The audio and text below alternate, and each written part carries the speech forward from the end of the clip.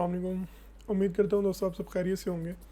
अच्छा, आज का हमारा जो टॉपिक है वो है रिस्पॉन्सिव यूआई, कि हम फ्लटर के अंदर रिस्पॉन्सिव यूआई कैसे बना सकते हैं, यानी कि यूज़र इंटरफेस। अब इसका मकसद क्या होता है, ये हम क्यों करते हैं? तो ये बड़ी सिंपल चीज़ है। सिंपल इज़ राइट के बेसिकली हमारे पास, क्योंकि फ्लटर डिफरेंट किस्म के ऑपरेटिंग सिस्टम्स को और डिफरेंट किस्म की एप्लीकेशंस को सपोर्ट करती है। तो अब चूँकि वो जैसे Mac, Windows, Linux, Android, iOS सब के अंदर ही उसकी एप्लीकेशन चल रही होती है। तो आपने देखा कि इनकी जो डिफरेंट डिवाइसेस होती हैं, इनके जो स्क्रीन साइजेस होते हैं वो डिफरेंट होते हैं। तो अब एक बटन या एक कोई यूआई या कोई विजेट अगर किसी मोबाइल की 6.1 की स्क्रीन के ऊपर प्रेजेंट हो रहा है बड़े अच्छे तरीके से, तो ज़रूरी नहीं है कि जब हम 10.0 के टैब के ऊपर या 14 या 16 इंच के लैपटॉप के ऊपर हम उसको लेके जाएंगे तो वो सेम ही दिखेगा, अच्छा लगेगा। ऐसा नहीं पॉसिबल। और इसी तरह से अगर कोई चीज़ बहुत छोटी हमने मोबाइल के हिसाब से लगाई है और जब हम बड़ी स्क्रीन पे लेके जाएंगे तो मे भी वो सही से दिखे भी ना, पढ़ी भी ना जाए ना, वो टेक्स्ट ना पढ़ा जाए जो उसका साइज सेट किया होगा। ऐसा होता क्यों है? क्योंकि अब स्क्रीन साइज डिफरेंट होते हैं, उनकी जो आप कह लें कि रेजोल्यूशन वो डिफरेंट होती है। तो ये सारे ऐसे इफ़ेक्ट्स हैं जिनकी वजह से ये चीज़ें काफ़ी ज़्यादा ख़राब हो जाती हैं। तो इसके लिए हम जो नॉर्मल प्रैक्टिस यूज़ करते हैं हम पहले उसको डिस्कस करेंगे। फिर हम डिस्कस करेंगे कि यार कोई ऐसा भी है जो ईजीएस्ट हो और ज़रा जल्दी से हम उसका लर्निंग कब कम हो और हम जल्दी से उसको अडॉप्ट कर लें। तो हम दोनों चीज़ों को साथ लेके चलेंगे। तो फर्स्ट ऑफ़ ऑल, ये जो स्क्रीन मेरे सामने ओपन है मैं इसके बारे में बता देता हूँ। ये वो डिज़ाइन है जो हम कॉपी करने की कोशिश करेंगे ताकि हमारा थोड़ा सा जो है ना वो हैंड्स ऑन एक्सपीरियंस भी हो जाए। आप लोगों ने कोशिश ये करनी है कि इसको यार लाजमी करके देखना एक दफ़ा। अगर आप इसको बना के देख लेंगे तो एक तो आपकी प्रैक्टिस हो जाएगी, और सेकंड ये कि ये चीज़ें आपकी जो है ना मेमोरी के अंदर स्टोर भी हो जाएंगी, आपकी याददाश्त में जो है ना स्टोर हो जाएंगी। अच्छा चलें, अब हम शुरू करते हैं अपना आज का कोड। अच्छा, सबसे पहले मेरे पास एक सिंपल मैंने ऐप बनाई है। उसकी मैंने माई ऐप को जो है ना मैं निकाल दिया है। मैं इसको दोबारा भी करके दिखा देता हूँ। तो इसमें हमने क्या किया है, हम इसमें स्टेटस लेंगे माई ऐप के नाम से, ठीक है। इसके अंदर हमारे पास ऑलरेडी प्लेस होल्डर है। तो इसमें मैं क्या करूँगा कि मैं कहूँगा यार तुम ऐसे करो, इसको ना स्कैफोल्ड में चेंज कर दो, ठीक है। अब आपको पता है स्कैफोल्ड दो चीज़ें लेता है, एबर होती है। इसमें हम कोई टाइटल डाल देते हैं जिसमें वो हमेशा की तरह टेक्स्ट लेता है। अब टेक्स्ट क्योंकि कांस्टेंट होगा तो हम इसमें कांस्टेंट दे देंगे। टेक्स्ट के अंदर हमारे पास एक टेक्स्ट आ जाएगा रिस्पॉन्सिव यूआई का हम टाइटल दे देते हैं। तो मैं इसको कहता हूँ यार इसको ना सेंटर कर दो, ठीक है। उसके लिए इसको बताना पड़ेगा कि सेंटर करना है। डन हो गया। अब हमारे पास क्योंकि ऐप बार के अंदर सेकंड चीज़ होती है वो होती है बॉडी। इसमें हम कंटेनर दे देंगे, फ़िलहाल के लिए इसको खाली छोड़ देंगे, ठीक है। अब सिनेरियो ये है कि अगर मैं इस कंटेनर को डायरेक्टली ही दे दूँ, अपनी मर्ज़ी की हाइट दे दूँ, विड्थ दे दूँ, तो वो कैसे प्रेजेंट होगा। तो मैं करता हूँ, मैं कहता हूँ यार हाइट इसको लेट्स सपोज हम 300 कर देते हैं, ठीक है। विथ भी हम इसकी बल्कि इसको ना 250 कर देते हैं, थोड़ा रीज़नेबल लगेगा 250। क्योंकि इसको हमने स्क्रीन पर डिफ्रेंशिएट भी करना है तो हम इसको कलर भी देते हैं। आपको पता है कि कलर्स देने के लिए मैं इसकी बाय डिफ़ॉल्ट कलर्स को यूज़ करता हूँ मोस्टली। तो हम कलर्स के अंदर अपनी मर्ज़ी के कोई 3-4 डिफरेंट कलर्स दे देते हैं, ये थोड़ा अतरंगी सा भी हो जाएगा। अच्छा, क्योंकि ये एक कंटेनर हमने ऑलरेडी दे दिया हुआ है, हम ऐसे करते हैं, ये सिंपल कंटेनर, बल्कि इसके ऊपर रन करके देखते हैं कि ये दिख कैसे रहा है। मैं इसको वेब के ऊपर रन कर रहा हूँ क्योंकि उसमें हम डिफरेंट साइज़ को जज कर सकते हैं। Waiting for connection from debug service on Chrome. तो ये भी क्रोम की सर्विस रन कर ली है इसने। No directional found scaffold विजेट required directional विजेट another. अच्छा मैं इसको जो है वो एडिट नहीं करूँगा, इसको एज इट इज़ रहने दूँगा। उसकी रीज़न ये है कि मैं आपको ये भी साथ में सिखाना चाह रहा हूँ कि जब हमारे पास डिफरेंट इश्यूज़ आ रहे होते हैं तो उनको हम बेसिकली डील किस तरह कर रहे होते हैं, कौन से ऐसे वेज़ हैं कि जिनके साथ हम उनको डील करते हैं। तो इसमें क्योंकि डायरेक्शनल होना चाहिए, जैसे कि डायरेक्शनल के तौर पे मैंने आपको बताया था कि स्टैक होता है, रो होती है, और हमारे पास कंटेनर कॉलम होता है। तो उसका हमें बताना पड़ेगा कि यार किस डायरेक्शन को ये कंटेनर जो है ना वो अपने आप को स्ट्रेच करे, या इन अदर वर्ड्स ड्रा करे। तो मैं इसको फिलहाल रो के अंदर डाल देता हूँ, तो इसको पता लग जाएगा मैंने रो की साइड को निकलना है। ये रन करते हैं, सेव एंड रन।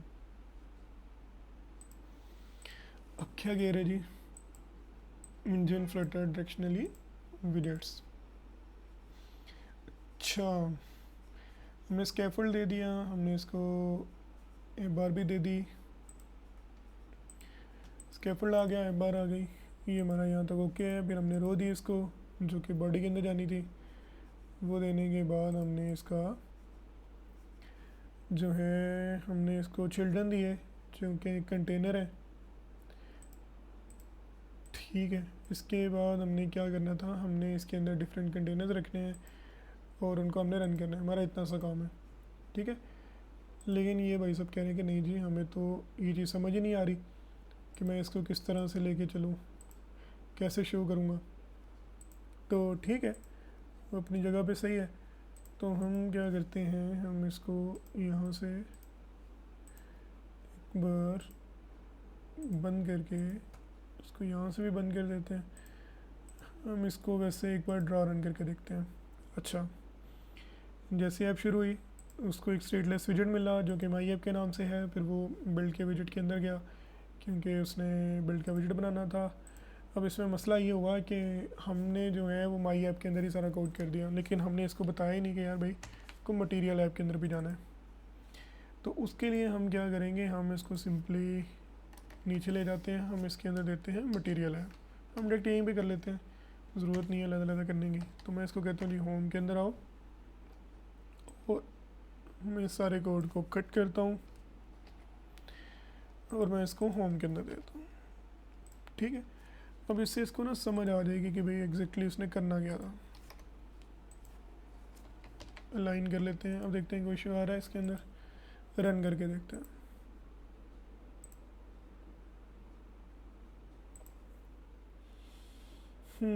कनेक्शन लेन जी, ये उसने आपके स्कैफोल्ड की ऊपर से जो है ना वो ए बार आपकी छोड़ दी उसने, नीचे उसने एक ये लगा दिया। अच्छा, ये ए बार थोड़ी अच्छी नहीं लग रही, तो मैं इसको क्या करता हूँ, कोई अच्छा सा हम इसको कलर देने की कोशिश करते हैं। कलर कैसे देते हैं पहले वो देख लेते हैं। ये आपको सारी चीज़ें याद रखने की ज़रूरत नहीं है, आप सिंपल इसके ऊपर कर्सर लेके जाएँ तो आपको खुद ही बता देगा कि इसको क्या क्या चीज़ें चाहिए होती है।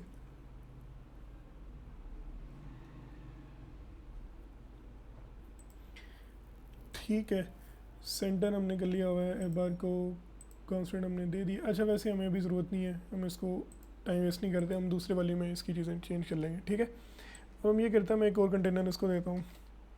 तो यहाँ पे एक और कंटेनर रखो, 4 कंटेनर्स काफ़ी हैं। ब्लू है तो मैं इसको रेड कर देता हूँ, इसको हम ऑरेंज कर देते हैं और इस वाले को ग्रीन कर देते हैं, ठीक है। इसको रन कर देते हैं, ये देखें ये 4 आ गए।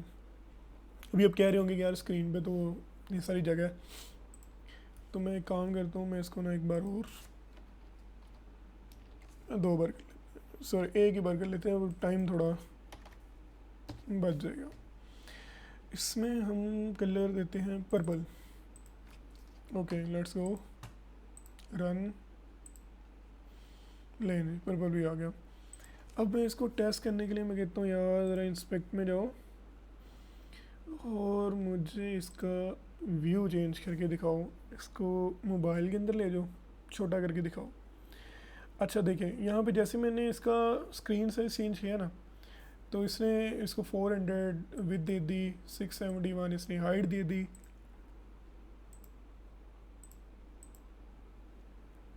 यहाँ से 100% पे हमने रखा हुआ है, 75% करते तक आपको नज़र आना शुरू हो जाए।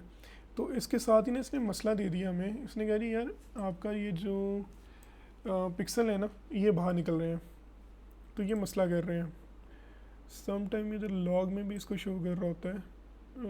रन किधर गया, रन के अंदर ये देखें, the specific render flex in question is render flex real layout children following.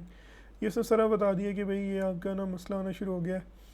ये इसने यहाँ पे इशू बताया, render flags overflowed by 453 pixels on the right. अब आपको पता है कि जो स्क्रीन होती है वो पिक्सल बाय पिक्सल काम कर रही होती है, तो ये इतने पिक्सल ना इसको इधर भी चाहिए, क्योंकि हमने ये सारे साइजेस फिक्स किए हुए हैं। ये 300 का था, सॉरी 250 इसकी विड्थ हमने रखी थी, तो अब 250 इसने ले लिया।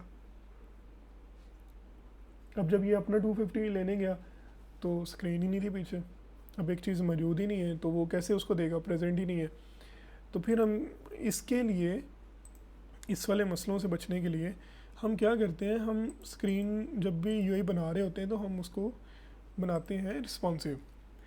अब इस वाली को रिस्पॉन्सिव करने का तरीका क्या है, वो ये तरीका है कि अगर कोई ऐसा वे निकल आए कि मैं इस स्क्रीन की विड्थ को या स्क्रीन की जो हाइट है उसको मेजर कर सकूं रन टाइम पे, और जब मुझे पता लग जाए कि यार मेरी जो ऐप है वो फलां स्क्रीन पे जा रही है उस स्क्रीन की जो विड्थ है वो इतनी है, उसकी हाइट इतनी है, तो जाहिर सी बात है मैं अकॉर्डिंगली अपना स्क्रीन साइज सेट कर सकता हूँ।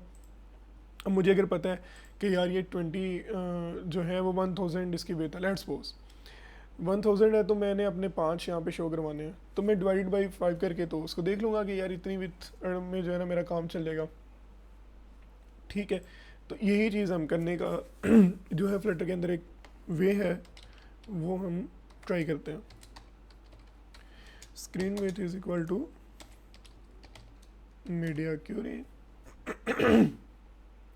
ये हमने डाटा वाला नहीं करना, हमने डॉट ऑफ करना है इसमें हमने कॉन्टेक्स्ट ही पास करना है। अब हमें क्योंकि साइज़ रिक्वायर्ड, हम बताएंगे इसको भाई साइज़ दे दो। साइज़ कौन सा चाहिए, विड्थ का चाहिए, तो इससे होगा क्या, ये हमें अपनी स्क्रीन की विड्थ को बता देगा। ठीक है, अब यहाँ पे इसको बंद कर देते हैं।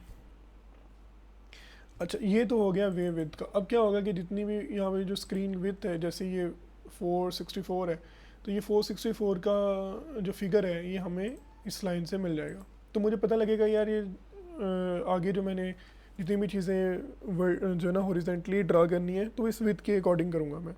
सही है। इस तरह से हमारे पास एक और चीज़ होती है हाइट। मैं सिंपल इसके वेरिएबल का नाम चेंज कर लेता हूँ, यहाँ पे मैं हाइट दे दूँगा। ठीक है, एक सिंपल सी चीज़ है।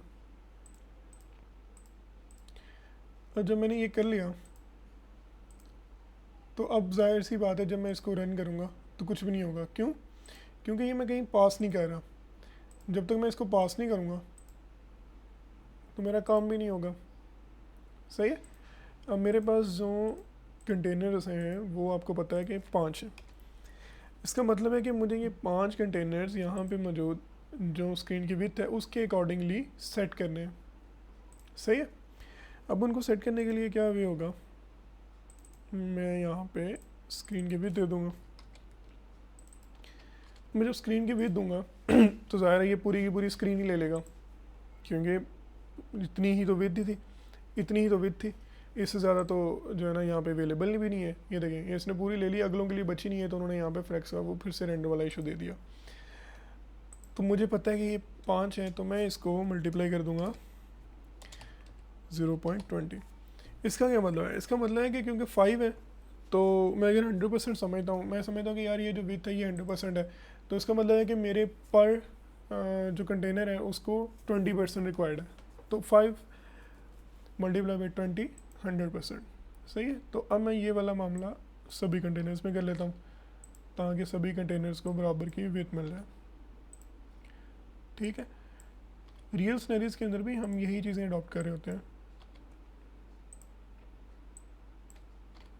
लेन से ये हमारी विड्थ होगी, मैं इसको रन कर देता हूँ। अब देखें ये वाला इशू नहीं आया। अब मैं अगर लेट्स सपोज यहाँ पे यार इसकी स्क्रीन को 100% करता हूँ, इसकी विड्थ को मैं 300 करता हूँ, मैं कहता हूँ नहीं 300 कर दो, मैं कहता हूँ नहीं यार 1000 कर दो। तो देखिए मैं जैसे इसको कम कर रहा हूँ, ज़्यादा कर रहा हूँ, बढ़ा रहा हूँ, जो भी कर रहा हूँ उसको कोई इशू नहीं है। उसकी रीज़न क्या है, उसकी रीज़न सिंपल है। यहाँ से लेट्स सपोज मैं किसी आईपैड मिनी को पकड़ता हूँ, ये उसकी विड्थ है, कोई इशू नहीं है डिज़ाइन को। इसी तरह हम पकड़ते हैं Samsung Galaxy A51, no issues. S20 ultra no issues, iPhone SE no issues, iPhone 14 Pro Max no issues. क्यों? क्योंकि हम जिस मर्ज़ी स्क्रीन पे अब इसको ले जाएं, उसने क्या करना है, उसने सिंपली यहाँ से स्क्रीन का साइज़ पकड़ना है। अच्छा, ये फोल्ड 5 का था, मैं यहाँ पे सरफेस को रन करना चाह रहा था। ये उसकी विड्थ पकड़ेगा, अकॉर्डिंगली उसको डिवाइड करेगा। तो पांचों को जो है, जितने भी कंटेनर्स हैं मेरे स्क्रीन पे, उन सबको क्या करेगा, उसके हिसाब से विड्थ दे देगा। तो वो अपनी विड्थ एडजस्ट कर लेंगे। सेम एज अगर हम हाइट की बात करते हैं, अब हाइट क्योंकि ये वाले कंटेनर्स में तो हमें नहीं चाहिए, तो मैं क्या करूँगा, मैं इसको ये वाला जो हमने हाइट वाला यहाँ पे लिया था, स्क्रीन हाइट वाला, हम ये यूज़ कर लेंगे जब हमें हाइट, जिस जगह पे हमें हाइट रिक्वायर्ड होगी। और लेट्स सपोज अगर ये होते कॉलम में होते तो हमें हाइट रिक्वायर्ड होती, तो हम सिंपली जो है वो इसकी हाइट ले लेते। अब मैं यहाँ पे एक चीज़ करके दिखा देता हूँ कि अगर मैं इसको पूरी स्क्रीन की हाइट दे दूँगा तो ये क्या करता है। सिर्फ एक को दी है तो उसने अपनी पूरी हाइट ले ली है। मैं बाकियों को भी देख देता हूँ। तो रियल टाइम में जब हम कर रहे होते हैं एप्लीकेशंस को, तो ये एक सिंपलेस्ट जो वे होता है हमें रिस्पॉन्सिव डिज़ाइन बनाने के लिए। बाकी थोड़ी थोड़ी जो है ना ट्रिक्स होती हैं, उनको भी हमें देखना पड़ता है। अब जैसे जैसे हम आगे बढ़ते जाएंगे डिफरेंट एप्लीकेशंस पे, जब हम प्रैक्टिकल एप्लीकेशंस में आएंगे तो उसमें हमें ये चीज़ें भी देख लेंगे। सही है। अब ये देखें कि इसने बड़ा इजीली इसको ग्रैब कर लिया। अब ये विड्थ भी इसकी सही हो गई है और हाइट भी इसने अकॉर्डिंग टू स्क्रीन ली है। अब स्क्रीन जितनी मर्जी बड़ी छोटी करे उसको कोई इशू नहीं है। ठीक है, तो ये था आज का हमारा ट्यूटोरियल। आपसे मिलते हैं अगले पार्ट में, जिसमें हम जो स्क्रीन मैंने आपको प्रेजेंट की है, हम इस वाली स्क्रीन को बना के देखेंगे। इस स्क्रीन को हम बनाते कैसे हैं, हम एक थर्ड पार्टी यूज़ करके देखेंगे। हम देखेंगे उस थर्ड पार्टी के साथ हमें क्या आसानियाँ मिलती हैं। तो आपको जो है ना वो उससे काफ़ी चीज़ों का आइडिया हो जाएगा कि हम स्पीड अप कैसे कर सकते हैं अपनी यूआई को बनाते हुए, और हर किसी भी यूआई को बनाते हुए हम उसको रिस्पॉन्सिव कैसे रख सकते हैं। अपना बहुत सारा ख्याल रखिएगा। अल्लाह हाफिज़।